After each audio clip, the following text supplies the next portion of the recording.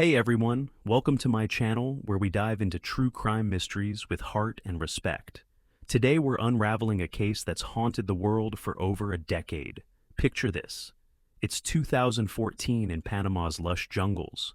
Two young Dutch women, Kris Kremers and Lisanne Froon, set out for a hike full of excitement. They're snapping selfies laughing, planning to help kids in a local school. But they vanish. Their phones log desperate calls for help. A camera holds eerie night photos with blood and strange signals. Months later, their bones turn up scattered with chilling clues. Was it a tragic fall? A predator in the jungle? Or a darker secret? This is the story of the lost girls of Panama. Kris Kremers 21 and Lisanne Froon 22 were from Amersfoort, Netherlands. Kris was creative studying cultural anthropology at Utrecht University. She loved art and journaling writing. Panama's our big adventure. I'm ready to make a difference. Lisanne was a 6-foot-tall volleyball player with a psychology degree from Deventer. She was ambitious, always planning ahead. Best friends sharing a student house they saved for a 6-week trip to Panama. They wanted to volunteer at a school and learn Spanish. In March 2014, they landed in Bocas del Toro, posting beach photos on Facebook. Kris wrote, "Sun, sand, and new friends. Life's perfect." After 2 weeks, they moved to Bocate, a mountain town near the Baru volcano. Its cloud forests and coffee farms drew tourists. They stayed with a host family who called them bubbly and kind. They enrolled at Spanish by the river, but their course was delayed a week. Eager to explore, they planned hikes. On March 31st, they met a local guide, Feliciano, and 2 Dutch men for drinks, chatting about trails. Their host mom saw them texting their parents daily, full of excitement. On April 1st, 2014, around 11 a.m., Kris and Lisanne started the El Pianista Trail, a 3-mile path to the Continental Divide. It's a 4 to 5 hour round trip rated easy to moderate.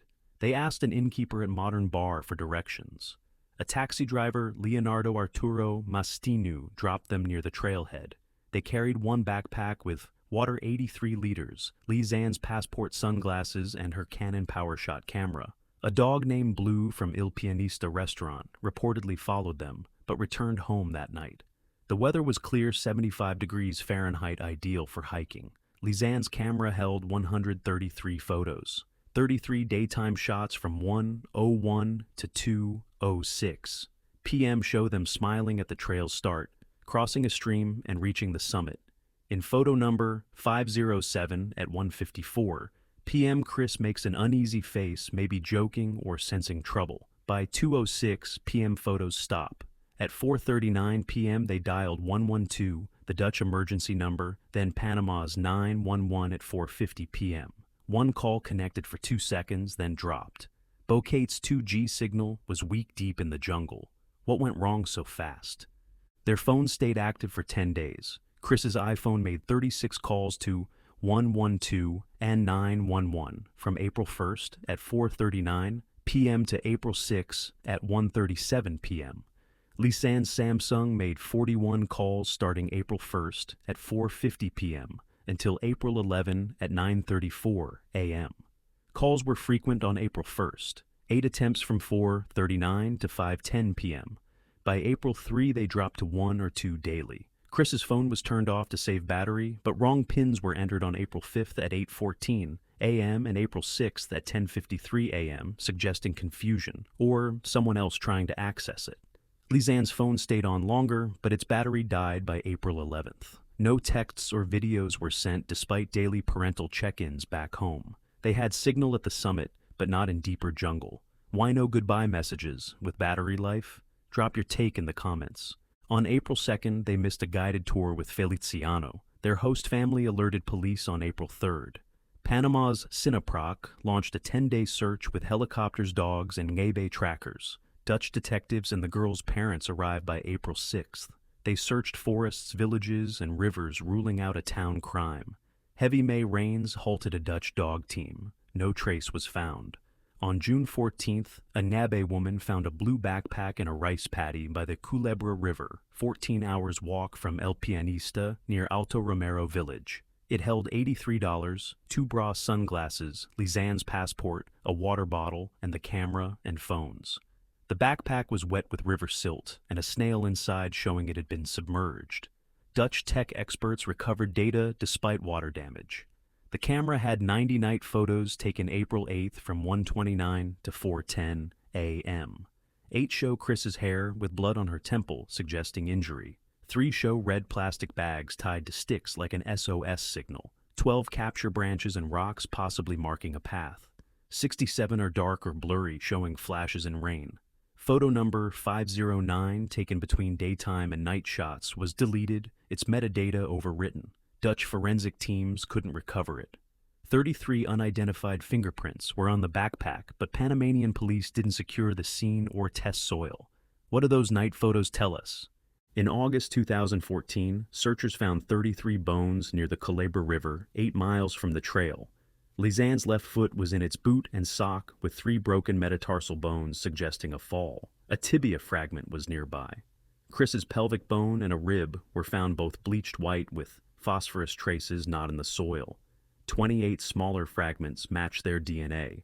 No skulls or major bones were found, possibly swept by the river or hidden in dense jungle. No animal bite marks appeared, ruling out a predator attack. The bleaching wasn't environmental, suggesting chemicals or extreme sun exposure. The bones were scattered over 2 kilometers, showing river dispersal. A pair of Kris's denim shorts was found neatly folded on a rock near the river, not torn or soiled. A 2023 dam search by the Lisanne Froon Foundation targeted river bends but found no new remains. Why were the bones bleached and shorts folded? Panama's 2014 investigation, led by Betsaida Pitti, concluded an accident, likely a fall or river scattering. But a 2017 Cherokee judicial report after 18 months suggested homicide, noting the bones' condition and backpack's odd placement. Dutch forensic experts criticized Panama's sloppy work. The 30-plus fingerprints weren't matched due to no suspect database. No search grid or soil samples were taken at the backpack site. The girls' parents offered rewards via a fund, but got no ransom demands. By 2016, the case went cold. In 2023, Dutch authors Marja West and Jurgen Snoren's book Lost in the Jungle argued Kris fell, injuring her leg or head. Lisanne stayed using the camera to signal help, dying later of starvation or exposure. No definitive cause of death was set. The 2023 dam search aimed for closure but failed. Comment if you think it was an accident or murder. Let's unpack every theory and suspicion. The accident theory fits best. Kris's uneasy look in photo number 507 and blood in night photos suggest she fell, maybe twisting an ankle or hitting her head. Lisanne's broken foot bones point to a fall too. Lost in the Jungle says they veered off the trail into a gully, got lost, and camped by a stream. Lisanne removed Kris's shorts, possibly for hygiene or to wrap an injury. The night photos were Lisanne signaling with the flash in heavy rain, maybe disoriented. The 90 shots include 8 of Kris's bloodied hair, hinting at a head wound, 3 with red plastic bags as SOS markers, 12 of branches and rocks to mark their spot, and 67 dark shots from camera mishandling. Starvation or hypothermia killed them days apart. Bones scattered by the Culebra River match river dispersal. But the bleached pelvis with phosphorus traces doesn't fit jungle conditions. The backpack was too intact for a 14-hour journey. No goodbye texts despite battery life is odd. Why no videos to mark their path? Foul play is a strong suspicion. From 2009 to 2017-24, tourists went missing or died near Boquete. Reddit users on r/Kremers Froon point to a serial killer. The 2017 Cherokee report suggested dismemberment, not river scattering, due to the bones' clean cuts. The 30-plus fingerprints and backpack's rice paddy location scream third-party involvement. Kris's folded shorts on a rock look ritualistic to some. Feliciano the guide is a Reddit focus. He met the girls on March 31st, entered their room without police on April 2nd, and helped find their bones. X posts in 2024 note they hiked a day early, possibly inviting danger. But no DNA or witnesses tie Feliciano to a crime. Kidnapping for trafficking was theorized, but no ransom demands came. The backpack's $83 and passport suggest no robbery motive. Could a local or tourist have followed them? Share your take on foul play below. Animal attack is another idea. Pumas and jaguars roam Panama's jungles, but no claw or bite marks were on the bones. Scavengers likely took soft tissue like eyes seen missing in photos. The folded shorts and intact backpack don't fit a predator attack. The night photos show no signs of panic from animals. Drug cartel involvement floats on Reddit. Some say the girls stumbled into a smuggling operation, but Boquete had no reported cartel activity in 2014. No drugs were found in their system or backpack. The theory lacks traction, but persists online. What do you think about a drug angle? Drop your thoughts. Photo number 5. 09 is a mystery. Taken April 1st, between 2:06 p.m. and the night photos, it was deleted its metadata. Overwritten. Dutch experts tried recovery for a year, but failed. Reddit speculates it showed a suspect Kris's injury or their location. Others say Kris deleted an unflattering shot. Why delete it in a crisis with battery life? The night photos spark endless debate. Taken in pitch dark over 2.5 hours, they show random objects, not the girls' faces or clear landmarks. 8. Focus on Kris's hair, with blood possibly from a fall. 3 show red plastic bags tied as SOS signals. 12 capture branches and rocks, maybe to mark a path. 67 are blurry, suggesting Lisanne didn't know the camera or was delirious in rain. Reddit says a third party took them to mislead searchers. Others argue Lisanne used the flash for light or signaling lost in the dark. Why no photos of their exact spot or faces? Hey, if this jungle mystery's got you gripped and you want more true crime like Kris and Lisanne's story, hit that subscribe button. I'm pouring my heart into these cases, and your support keeps us going. By subscribing, you'll join our community digging into puzzles every week. Let's keep these stories alive. The case lives on. Reddit's r/Kremers Froon and X posts call it a cover-up. Users ask why no texts or videos despite battery life. Why folded shorts on a rock? Why bleached bones with no animal marks? Why no skulls? Some blame Feliciano or locals hiding evidence. Others compare it to Dyatlov Pass for eerie photos and no closure. The 2013 film Devil's Pass sparked wild theories but upset families.